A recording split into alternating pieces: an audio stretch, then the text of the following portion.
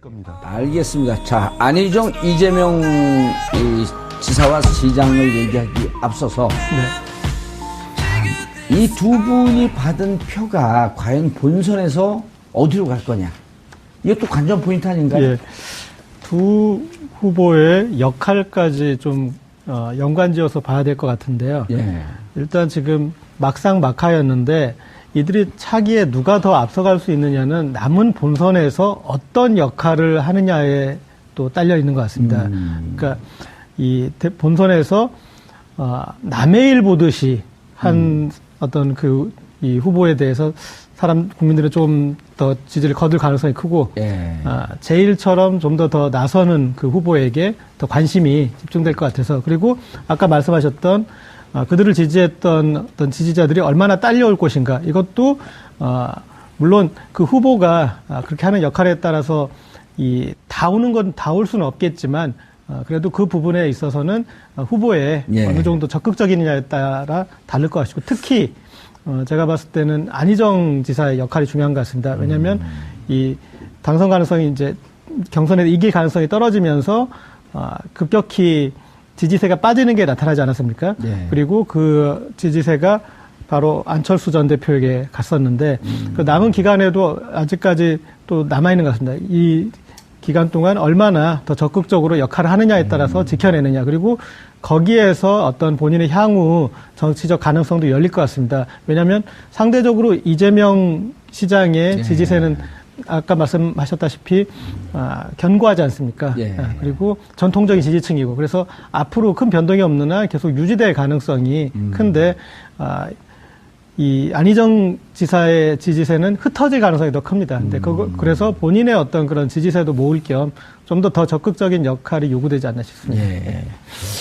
통상적으로, 조 변호사님, 통상적으로 이제 여론조사 기관의 결과를 보게 되면 안희정 지사의 지지는 안철수 이제 후보가 되지 않았을 경우에 가상으로 해보면은 안희정 지사 지지하는 사람들을 2차 다시 조사해보면 안철수 쪽으로 제일 많이 가고, 그 다음에 문재인. 이렇게 나눠지거든요. 나머지 이제 좀 흩어지고. 근데 이제 반면에 이재명 시장의 지지층은 60% 정도가 문재인 후보한테 오고, 안철수 쪽한테는 좀 많이 안 가고, 아마 이제 전통적인 지지층이기 때문에 그럴 것 같은데요. 실질적으로 이런 것도 중요하지 않나요? 끝나고 나면, 떨어진 후보들에게 무슨 공동선대위원장을 맡긴다든지. 그런데 안 주지 않을까요? 안 줄 것 같은 느낌이. 그거는 뭐 제가 내부 관계자가 아니어서 모르겠습니다만은 어쨌든 지금 한번 전화해 보시면 안 될까요? 제가 번호를 몰라서요. 어쨌든 내부적으로는 그런 논의가 있을 것 같습니다. 예. 왜냐하면 지금 되게 흥행도 했었고 경선 자체가 서로 이제 뭐 어떻게 보면 좀 각이 서는 얘기도 하지 않았습니까? 무엇보다도 안희정 지사 측에서는 문재인 전 대표를 싫어하는, 그리고 선택을 안 할 것 같은 사람들도 지금 많이 지지 세력에 들어와 있거든요. 그러니까 그 문재인 전 대표의 그 단점으로 지적됐던 부분이 확장성 아니었습니까? 이런 부분을 보완하려면 안희정 지사 측을 적극적으로 끌어안는 모습을 보여야 되는데 아마 그 일환으로 관련된 중책을 맡기지 않을까 싶고요. 그러니까 이런 부분에 있어서는 문재인 전 대표 측의 노력만이 아니라 안희정 지사 측에서도 이런 적극성을 좀 보여줘야 된다고 생각합니다. 왜냐하면 본인이 지금 이번만이 선거가 끝이 아니지 않습니까? 다음번 차차기를 또 노려야 되는데 만약에 이번에 안희정 지사께서 문재인 전 대표에 관련된 부분을 어물쩍 미지근하게 도와주는 모습을 보이게 되면 민주당 지지층이 또 실망을 할 수 있게 되거든요. 그러니까 이런 부분들은 예전에도 학습을 통해서 아마 보셨을 겁니다. 예전에 그 안철수 후보가 문재인 전 대표를 적극적으로 지지하지 않는 듯한 모습 때문에 실망해서 조금 안철수 후보에 관련된 부분을 철회하신 분이 많았었거든요. 그러니까 이런 부분을 볼 때 다음번 대통령 선거를 생각한다면 본인에 관련된 역량을 총동원해서 문재인 후보에 관련된 당선을 압도적으로 이끄는 게 본인의 정치적인 미래를 위해서도 도움이 된다라고 생각을 할 겁니다. 예. 이경수 교수님, 뭐 정보를 들은 게 있으신 것 같은데. 정보를 들은 게 아니고요. 예. 지금 저희가 이제 사전 알아둬야 될 게 있어요. 예. 이재명 지사나 안희정 시장, 제가 거꾸로 얘기했네요. 이재명 시장, 안희정 지사. 맞습니다.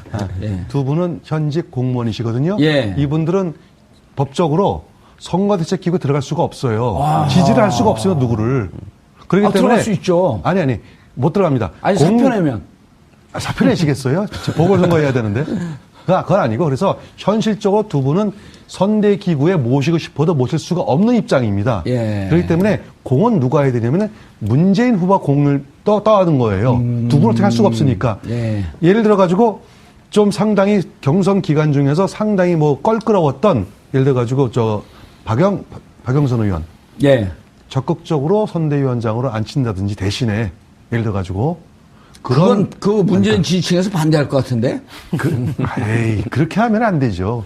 예를 들어서 안희정 지사 대신이다라는 생각을 갖고 그렇게 모시는 그런 포용력 있는 것들을 보여줘야만 아마 적극적으로 올 거예요. 아니 문 후보는 포용을 하려고 그러는데 거기에 그 캠프에 있는 사람들 또 한 가닥 승질 한 가닥 하는 사람들이 지금 있거든요. 앵커께서 굉장히 중요한 말씀하셨는데요. 예.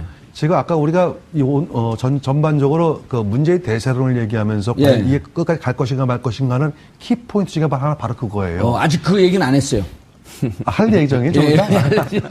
미리 얘기하게 되는데 예. 핵심은 두 가지인데 반드시 상대편에 있는 후보를 얼마큼 적극적으로 끌어안느냐는 부분이 첫 번째 보여지는 부분이고 중요하겠죠, 그게. 두 번째는 소위 말하는 측근들이 예. 사고 치지 말아야 됩니다. 아하. 두 개가 핵심이에요. 그게 예. 변수입니다. 끌어들이는 것 하나, 그 다음에 측근이 사고 치지 말아야 되는 것 하나. 자, 그래서 고재열 기자님, 네. 지금 이제 역대 선거에 비해서 그렇게 난타전이 심하진 않았다. 진흙탕 싸움이 심하진 않았다. 그런데 그래도 옆에서 우리가 지켜보는 관점에서는 좀 아프게들 싸웠단 말이에요. 네. 몸 뒤로 두들겨 패진 않았는데 송곳 바늘로 콕콕 찔렀단 말이에요.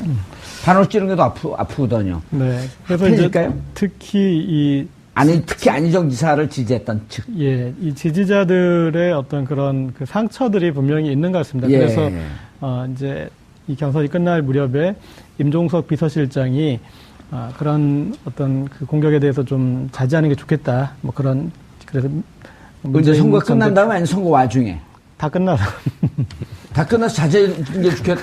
아니 하기 전에 잔뜩 공격해놓고 다 끝난 다음에 자제하라면 자기들 유리한 것만 하시는 거 아니에요? 제가 저도 이렇게 만시지탄을 느끼지만 그래서 이제 뭐 상처나는데 소금 뿌리지 말라는 정도의 뭐 그런 표현이겠죠. 그리고 또 나중에 보니까 그런 어떤 그 SNS 상에서 공격을 했던 그 사람을 이렇게 알고 보니까 또 60대 할머니였다. 뭐 이제 그런 보도도 나오곤 했는데요. 그런 것들을 사실은 그 전에 충분히 어느 정도 이렇게 좀 뭐랄까 통제라는 좀 표현은 그렇지만 자제 요청을 할 수 있거든요. 심지어 요새는 아이돌 팬클럽들도 그렇게 하는 게 오빠한테 도움이 안 된다. 그러면 바로 한나절 만에 진압이 돼요. 네. 오빠한테 도움 안 된다, 누나한테 도움 안 된다. 예. 그리고 심지어 이렇게 뭐 그 어떤 보도에서 상의 메일 보내다가 그런 이제 어떤 그 컨센서스가 이루어지면은 사과 메일까지 막 와요. 네. 그럴 정도로 되는데 다 어른들 아니에요. 어른들이 그리고 저 멀리 정말 어떤 뜻을 함께하지 않는 그런 그 다른 정당의 후보에 대한 것도 아니고 같은 정당에 경선 하나 치르는데 그렇게 갈라지게 질리게 만드는 것에 대해서는 이거는 그 과정에서 먼저 좀 다지고 왔어야 되는데 좀 너무 늦었던 것 같기도 합니다. 조대진 그 변호사님 아까 이제 당위를 얘기했는데 현실은 그렇게 녹록치가 않단 말이에요. 그러니까 안희정, 이재명 특히 이제 안희정 지사를 지지했던 측이 갖고 있었던 이거보다 쫓아가고 우리 힘이 약한데 일방적으로 당했다라고 하는 심정이 있고, 그다음에 이제 문재인 후보 지층이나 그쪽 캠프에서는 야 해도 너무하는 거야. 그냥 뭐 즐겁하게 만든다는 얘기를 새벽 2시에 페이스북에다 올려놓고 또 현장에 가서도 똑같은 얘기를 하고 뭐가 그렇게 사람을 즐겁하게 만드냐 이런 등의 감정이 있을 터인데 이건 이제 닭과 계란의 관계란 말이에요. 뭐가 먼저 뭐가 나중에 이런 문제가 아니고 야 너네가 먼저 잘하면 우리가 잘하지. 그리고 상대방에서 무슨 얘기가 먼저 하니까 먼저 했지. 이러면서 이게 끝나지 않는 싸움으로 갈 가능성이 있거든요. 그렇죠. 부부싸움하고 똑같습니다. 남편 말만 들으면 아내가 잘못한 것 같고. 본인의 문화적 일상을 다른 사람의 일반화시키지 마세요. 변호사로서 알겠습니다. 어쨌든 그런 부분처럼 서로 그 서운하고 이렇게 감정적인 얘기만 하면 끝이 없거든요. 그렇죠. 결국에는 큰 목표를 생각하는 게 나을 것 같습니다. 어쨌든 민주당의 경선에 참여한 더불어민주당 후보를 지지하는 입장에서 지금 경선에 참여한 거 아닙니까? 그렇다면 민주당 후보에 그 관련된 사람들이 대통령 후보로 대통령이 되기를 바라는 사람일 거고요. 그렇다고 본다면 어쨌든 후보가 결정되지 않았습니까? 그러면 그 마음을 모아서 관련된 더불어민주당이 뭔가를 할 수 있도록 만들어주는 게 최종의 목표니까 화해를 해야죠. 결국에는 사랑 싸움 정도다. 뭐 말할 때는 상처받고 말할 때는 속상하지만 그래도 이거를 화해하는 거. 그러니까 누구 선호를 따지 않고 화해하는 것 자체가 목표라고 생각하고 이제 선호를 따질 게 아니라 이제 서로를 이해하는 과정이 필요할 것 같습니다. 예, 알겠습니다. 당내 문제는 없고 이제 문재인 후보 입장에서는 어쨌든 지금 대선은 형성이 돼 있는데 네네. 자, 넘어야 할 산이 첩첩산중이에요. 맞습니다. 그래서 어쨌든 지금 문재인 후보의 적극적이고 전통적인 지지층만으로 안 되고 외연을 확장해 나가야 되는데 자, 내부에서 이렇게 반대했던 사람들이 당내 경선이 끝나고 난 다음에 당 외에 있는 안철수 후보에게 넘어가는 것도 골치 아프고 그 다음에 반문정서라고 하는 것을 갖고 끊임없이 여론에서 생산해내고 있고 또 하나는 나머지 세 개의 당이 정의당을 제외한 자유한국당, 바른정당, 국민의당이 집중파를 퍼붓고 있잖아요. 그럼 어떻게 극복을 해야 되는 거예요? 두 가지 방법이 있습니다. 예. 일단 내부에 대한 결속은 아까 제가 말씀드렸듯이 승자가 예. 넓은 아량으로 적극 껴안아야 돼요. 그래서 주위를 또 설득하는 것도 그것도 리더의 역할입니다. 그렇죠. 네. 그래서 자기 측근에 있는 사람도 적극적으로 설득을 해서 그분들을 껴안는 모습을 보여주면은 자연스럽게 치유가 되는데 한 가지는 좀 안심에 들 부분이 뭐 안심이란 말을 좀 하는 게 좀 안 맞습니다만 안희정 지사의 지지층을 뭐 전부 다 그렇다는 아니지만 상당 부분이 사실은 반기문 총장이 낙마하면서 옮겨갔고 그 중에서 일부가 또 안철수 지지층으로 넘어간 거거든요. 그러니까 그렇게 볼 때 안희정 지사의 어떤 그런 지지층 전체를 갖다가 다 100%는 껴안는 게 어려울 겁니다. 그래서 상당 부분 껴안는 모습 보여주면 되고 예. 그다음에 밖에 있는 당들의 공격을 어떻게 피할 거예요, 그거는 정면 돌파를 해야죠. 예. 그건 어차피 선거전입니다. 예. 선거전에는 포지티브 전략도 있고 네거티브 전략도 있는 거예요. 상대방의 아픈 점을 팩트르면은 상대의 아픈 점도 계속 찔르는 게 그게 선거예요. 거기에 대해서 당당하게 나가는 게 맞고 또 인정하고 또 오히려 인정해야 돼. 오히려 자꾸 아니다 하면 나중에 그게 사실로 어떤 경우도 밝혀지면 더 크게 상처가 오니까. 알겠습니다. 예, 그래서 그렇고요. 그런데 아들 문제가 있잖아요. 아들 문제. 이거 갖고 정말 아들 문제가 이미 팩트가 아니다라고 하는 것이 어느 정도 검증이 됐다고 보는데 이제 이번에 좀 짜증 비슷하게 냈단 말이에요. 막 고마해라. 막 고마해. 부산 롯데 응원 야구 가보셨어요? 알죠? 하는 거. 들었습니다. 그렇죠. 하면 이 호남 쪽 표현으로는 거시기거든요. 그렇죠. 다 통하는 거예요, 그냥. 네, 맞습니다. 그러니까 오죽했으면 얘기할까요? 아들 문제는 어떻게 넘어가야 될 것 같아요? 이 부분은 사실은 저도 내용을 잘 모릅니다. 솔직한 얘기로. 그럼 기자한테 물어볼까요? 그게 맞는 것 같고. 네.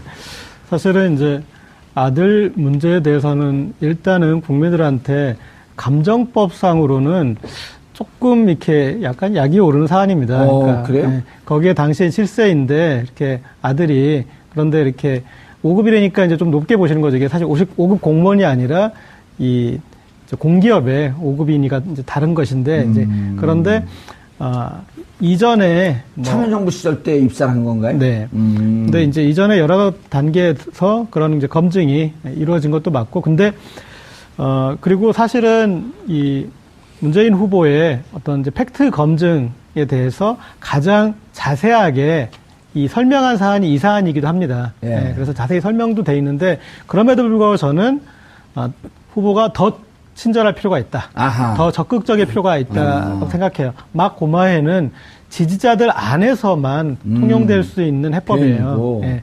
그리고 이 일반 국민들은 그 문제 구조 사실 잘 몰라요. 잘 모르죠. 네, 그리고 해명이 됐다는데 어떻게 해명이 됐다는 것이냐. 10년이 흘렀다고 하지만 그 많은 분들만 알지. 네. 여기 있는 분들도 지금 그리고 다 잘 몰라요. 그 사안에 대한 쟁점이 상당히 여러 가지가 있어요. 그러니까 아주 핵심적인 것만 해도 한 10가지 정도는 있고 그런데 이미 해명은 잘했어요. 그러면 그렇더라도 반복적으로 최선을 다해서 전체적으로 계속 저는 할 필요가 있다고 생각해요. 그래서 그런 다음에 그럼에도 불구하고 아마 부분으로 또 다시 어떤 의혹이 있을 수 있습니다. 그러면 그것에 대해서 다시 또 따지더라도 왜냐하면 이 부분에 대해서는 이제 새로 문재인이라는 정치인을 좀 더 적극적으로 들여다보려고 하려는 그런 이제 결정을 하려고 말려고 하는 유권자들에 대한 예의라고 생각하고. 알겠습니다. 예. 그런데 이게 이제 이른바 마녀 사냥을 하면 저는 이 아들 얘기가 어떻게 됐고 어떻게 해명이 됐는지 잘 모릅니다. 조대인 변호사는 잘 아세요? 대충은 압니다. 대충 아세요? 네. 그런데 이제 문제는 뭐냐면 이제 지금 그 고재열 기자 같은 경우는 좀 더 친절하게 계속 해명을 해라. 그죠. 근데 이제 저는 언제 이 집단적인 집단 지성에 대해서 늘 그 긍정적으로 보지만 집단적으로 이지매하는 것도 문제가 있다 싶은 게 오래전에 타진요라고 하는 네, 그렇죠. 사건이 있었어요. 그렇죠. 타진요가 누구죠? 타블로입니다. 타블로의 진실을 요구합니다. 예. 그런데 얘를 갖고 그 대학에 갖고 졸업장을 가져오고 학장이 맞다라고 얘기를 해도 동일 인물이라고 얘기해도 졸업장이 조작됐고 학장은 매수됐다. 이런 식으로 얘기하면 이게 진실이 해명이 안 되는 거거든요. 그러죠. 그러니까 이제 굳이 문재인 후보의 입장에서 얘기를 한다고 한다면 뭔 해명을 한들 어느 꼬투리를 앉았겠냐. 맞습니다. 이런 느낌으로 올 수도 있단 말이에요. 그러니까 최초의 설명을 아예 안 하고 그냥 암묵적으로 넘어갔다면 문제죠. 근데 여러 번 그리고 장시간 동안 여러 번의 검증을 거쳤거든요. 그리고 지금 문재인 전 대표도 그 얘기를 하고 있습니다. 반대 정권에 그리고 더더군다나 저번에는 대통령 후보로까지 나섰거든요. 그런데 그 이후로 문제가 없었습니다. 물론 그리고 본인이 관련된 해명도 충분히 했었고요. 그런 부분이 있습니다. 자세히 설명을 안 하면 모르지만 너무 사소한 걸 자세히 설명을 하면 변명으로 또 느껴지는 경우들도 있거든요. 그렇기 때문에 예를 들면 제가 아무리 지구인이고 내가 얼굴 봐도 사람인 것 같은데 남들이 저를 보고 예를 들면 외계인 같아요 얘기를 하면 아무리 지구인이라고 설명을 하더라도 이해가 안 되면 외계인 같기도 해요. 네, 그렇죠. 그러니까 근데 그런 부분을 자세히 설명할 필요가 없어진다는 거죠. 왜냐하면 더 이상 설득해도 나에 관련된 진실의 항변은 더 이상 의미가 없다라고 생각되는 순간 그 얘기를 그만하자라고 말하는 수밖에 없다는 얘기가 되는 겁니다. 이 문재인 후보를 지난 2012년 대선 때 보니까 어떤 측면이 있냐면요. 이 대선은 나의 일이고 가족이 같이 대선을 치르는 건 아니다라는 생각이 있어요. 그러니까 부인까지는 같이 이제 정치 영역으로 오지만 자녀들이 내 대선 때문에 영향을 받을 필요는 없다. 그러니까 자녀를 끌어들이는 데 대해서 제가 봤을 때 좀 소극적이더라고요. 2012년 보통 부모들이 자기가 국회의원 되고 대통령 되기 위해서 자식이 집에서 싫다 그래도 막 두둑에 패고 나왔고 선거운동을 시키는데 경선 과정에 보면 안희정 지사 이렇게 이제 그 아들도 나왔던데 요즘은 이제 오히려 그 자녀들이 더 화제가 되기도 하고 이렇게 이제 그게 좀 더 이제 적극적으로 그리고 사실 선거 운동 과정에서 보면은 그런 이제 직계 좀비 속이 유리하기 때문에 그러니까 다른 선거 운동원 쓰는 기간까지 전에 가족이 할 여지가 더 많아서 이제 그런 부분이 있는데 거기에 되게 소극적이더라고요. 이를테면은 사실은 2012년에 박근혜 전 대통령과 경쟁할 때 어떤 가족 사진이 노출되면서 가장으로서의 모습이 보면서 되게 유리했을 거예요. 그런데 문재인 후보 같은 경우 당시에 대한민국 남자 이런 식으로 이렇게 어떤 선거 슬로건을 갔었어요. 근데 그러면은 이거는 오히려 좀 문제. 대한민국 아빠 그랬을 때 정서하고 다르거든요. 여성분들한테 또 그래갖고 비판을 받았잖아요. 네. 대한민국 남자는 괜히 한 일이 돼버리고 바로 넣었어요. 그렇지만 대한민국 아빠라고 했을 때는 그러면 박근혜 후보는 대한민국 엄마라고 말을 못 하거든요. 뒤에 가족이 없으니까. 이를테면. 네, 그렇게 해서 가족들을 뭔가 이 가족을 건사하면서 어떤 이런 이제 안정감을 줄 수 있었는데 그런 걸 전혀 안 했어요. 그러니까 본인이 되게 유리하게 쓸 수 있는 카드를 쓰지 않았었는데 그래서 지금도 보면은 이 아들이 전면에 들어서는 그런 모습을 보이지 않고 있는데 제가 봤을 때는 오히려 이 문제에 적극적일 필요가 있다. 노무현 대통령 트라우마 때문에 그러지 않을까요? 뭐 그런 부분도 있는데 근데 재밌는 게 이 아들에 대해서 사람들이 궁금해졌잖아요. 그리고 이제 어떤 그 공모전에서 그런 이 주목받은 작품이 있어서 이제 그렇게 됐다 그래가지고 그 공모전 작품을 유튜브에서 이제 사람들이 찾아봤는데 뜻밖의 반전이 있었어요. 작품이 너무 좋은 거죠. 그래서 그 작품에 대해서는 이거는 되게 대단하다. 그래서 상당히 검색해 보시면은 그 작품에 대해서는 반응이 좋아요. 그래서 제가 봤을 때도 조금 더 친절하게 나올 필요가 있겠다. 적극적으로 나서서 그렇게 지금 이 문제로 깊이 들어가면은 그 부분에 어떤 쟁점이 된다면 이게 논란이 되는 사건이 돼버리는 거예요. 그 프레임으로 가기 전에 제가 봤을 때는 어차피 나오게 됩니다, 아들이. 근데 빨리 초기에 나와버리는 게 더 나을 수도 있다고. 알겠습니다. 아니 그런데 정말 이게 한 10년 동안 이렇게 물고 늘어지면 골치 아플 거예요. 근데 그게 예. 전례가 있어 그래요. 소위 말하는 이해창 그 후보 그렇죠. 아들 문제 때문에 그것 때문에 처음에 DJP한테도 45표를 줬는데 그 다음에 또 노무현 대통령하고 2차전 붙었을 때도 또 그 문제 얘기를 그 하죠. 문제가 나오는 예. 것도 떨어졌고 그러니까 이 문제는 자식에 관한 문제는 이게 감성에 관한 문제거든요. 예. 차라리 정책 같으면 얼마든 치고받을 수 있는데 자식 문제는 치고받을 수도 없는 그런 해명을 문제. 하면 할수록 점점 더 이상해지고. 그게 그래서 사실은 어떻게 보면 이 부분이 또 아플 수 있는 거예요. 겁니다. 알겠습니다. 자, 안희정, 이재명 이 지사와 시장을 얘기하기 앞서서 이 두 분이 받은 표가 과연 본선에서 어디로 갈 거냐. 이것도 관전 포인트 아닌가요? 예. 두 후보의 역할까지 좀 연관지어서 봐야 될 것 같은데요. 예. 일단 지금 막상 막하였는데 이들이 차기에 누가 더 앞서갈 수 있느냐는 남은 본선에서 어떤 역할을 하느냐에 또 딸려 있는 것 같습니다. 그러니까 이 본선에서 남의 일 보듯이 한 어떤 이 후보에 대해서 국민들은 좀 더 지지를 거둘 가능성이 크고, 예. 제1처럼 좀 더 나서는 그 후보에게 더 관심이 집중될 것 같아서, 그리고 아까 말씀하셨던 그들을 지지했던 어떤 지지자들이 얼마나 딸려올 것인가, 이것도 물론 그 후보가 그렇게 하는 역할에 따라서 다 오는 건 다 올 수는 없겠지만 그래도 그 부분에 있어서는 후보의 예. 어느 정도 적극적이느냐에 따라 다를 것 같고, 특히 제가 봤을 때는 안희정 지사의 역할이 중요한 것 같습니다. 왜냐하면 이 당선 가능성이 이제 경선에 이길 가능성이 떨어지면서 급격히 지지세가 빠지는 게 나타나지 않았습니까? 예. 그리고 그 지지세가 바로 안철수 전 대표에게 갔었는데, 그런데 안 주지 않을까요? 안 줄 것 같은 느낌이. 그거는 뭐 제가 내부 관계자가 아니어서 모르겠습니다만은 어쨌든 지금 한번 전화해 보시면 안 될까요? 제가 번호를 몰라서요. 어쨌든 내부적으로는 그런 논의가 있을 것 같습니다. 예. 왜냐하면 지금 되게 흥행도 했었고 경선 자체가 예. 서로 이제 뭐 어떻게 보면 좀 각이 서는 얘기도 하지 않았습니까? 무엇보다도 안희정 지사 측에서는 문재인 전 대표를 싫어하는, 그리고 예. 선택을 안 할 것 같은 사람들도 지금 많이 지지 세력에 들어와 있거든요. 예. 그러니까 그 문재인 전 대표의 그 단점으로 지적됐던 부분이 확장성 아니었습니까? 이런 부분을 보완하려면 안희정 지사 측을 적극적으로 끌어안는 모습을 보여야 되는데 아마 그 일환으로 관련된 중책을 맡기지 않을까 싶고요. 그러니까 이런 부분에 있어서는 문재인 전 대표 측의 노력만이 아니라 안희정 지사 측에서도 이런 적극성을 좀 보여줘야 된다고 생각합니다. 예. 왜냐하면 본인이 지금 이번만이 선거가 끝이 아니지 않습니까? 다음번 차차기를 또 노려야 되는데 예. 만약에 이번에 안희정 지사께서 문재인 전 대표에 관련된 부분을 어물쩍 미지근하게 도와주는 모습을 보이게 되면 민주당 지지층이 또 실망을 할 수 있게 되거든요. 예. 그러니까 이런 부분들은 예전에도 학습을 통해서 아마 보셨을 겁니다. 예전에 안철수 후보가 문재인 전 대표를 적극적으로 지지하지 않는 듯한 모습 때문에 실망해서 조금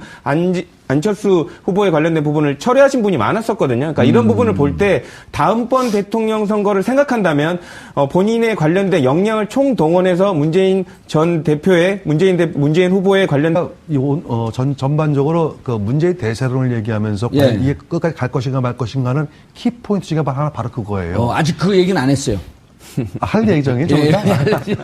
미리 얘기하게 되는데 예. 핵심은 두 가지인데 반드시 상대편에 있는 후보를 얼마만큼 적극적으로 끌어안느냐는 부분이 첫 번째 보여지는 부분이고, 중요하겠죠, 그게. 예, 두 번째는 소위 말하는 측근들이 예. 사고 치지 말아야 됩니다. 아하. 예, 두 개가 핵심이에요. 그게 예. 변수입니다.